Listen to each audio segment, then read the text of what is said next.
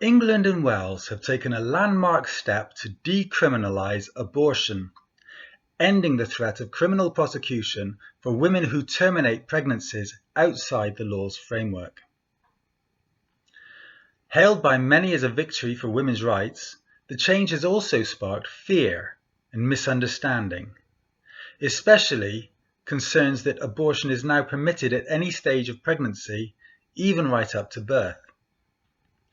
In this clip, I'm going to explain what the law actually does, why it's important, and why some fears around abortion up to birth are misplaced.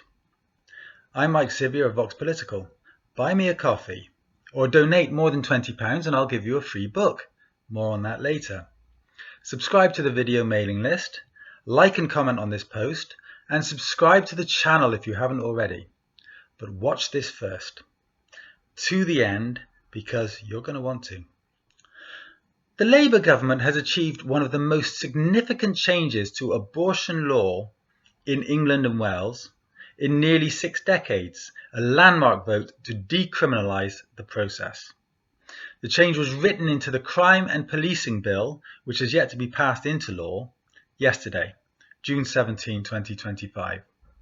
It means that from the moment the bill becomes an active Act of Parliament, women who terminate pregnancies outside the current legal framework will no longer face criminal prosecution. The intention is to end the traumatic experiences faced by women criminalised under archaic laws, often for miscarriages or late discoveries of pregnancy. Yet the move has sparked controversy, especially on social media, where many fear the law now allows abortion at any stage, even moments before birth. This fear has driven significant public backlash, often framed in moral and emotive terms. But is this anxiety grounded in fact, or is it a misunderstanding of the law and its practical implications?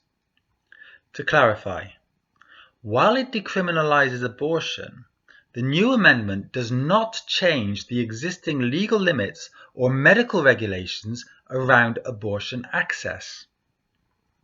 The 24-week cutoff remains the legal standard for most abortions in England and Wales. Abortions after this period continue to require special circumstances, such as a threat to the woman's life or severe fetal abnormality, and must be approved by 2 doctors. Women will no longer risk police investigation or prosecution for ending pregnancies outside the law's strict framework, but doctors and anyone else facilitating unlawful abortions can still face legal consequences. The amendment simply stops women, often vulnerable and traumatized women, from being treated as criminals. Under current laws dating back to the 19th century and the 1967 Abortion Act, abortion remains a criminal offence outside specific legal parameters. This outdated legal framework has led to damaging consequences. Women being arrested after miscarriages, undergoing invasive police investigations, or suffering criminal trials. The example that has been highlighted during this debate is that of Nicola Packer, who took abortion medication at around 26 weeks after unknowingly carrying a non-viable pregnancy, and was then taken from hospital to a police cell and subjected to criminal investigation for 4 years.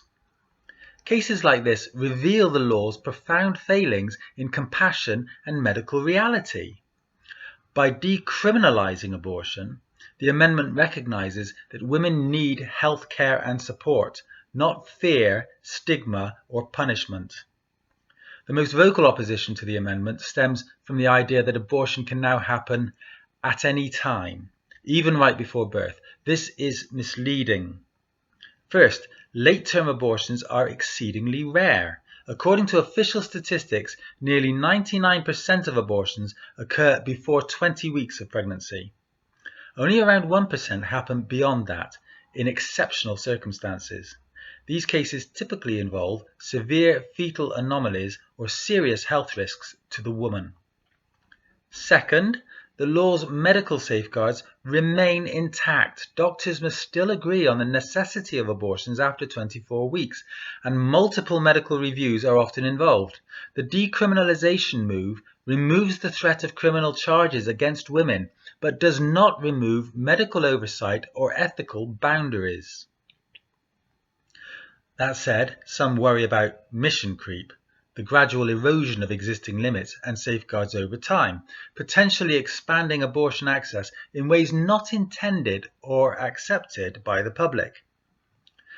I think this concern is valid in any major policy shift. Laws can be reinterpreted or regulatory bodies pressured to loosen restrictions.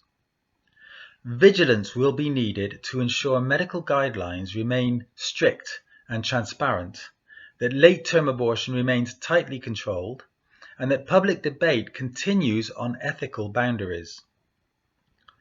To maintain balance between safeguarding women's rights and addressing ethical concerns, several measures can help. For example, clear medical guidelines and oversight. Governments should reinforce strict protocols for approving late-term abortions, including multidisciplinary review panels and regular audits. Transparency. The NHS could publish anonymised data on late-term abortions to reassure the public and maintain accountability. Parliamentary oversight. Government could enact periodic review of abortion laws and regulations to ensure they align with medical best practice and public sentiment. And public education. It seems obvious that there needs to be clear communication about what the law actually permits and why late-term abortions are exceptional cases, not a free-for-all.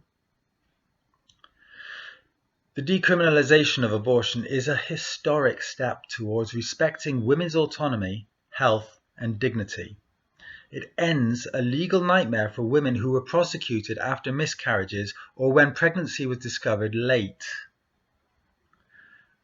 While concerns about unrestricted abortion deserve serious discussion, the new law does not legalise abortion at any point without restriction.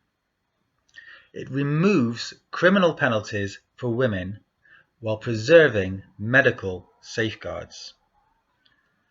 By grounding the debate in facts, compassion, and clear safeguards against mission creep, we can protect both women's reproductive rights and ethical standards.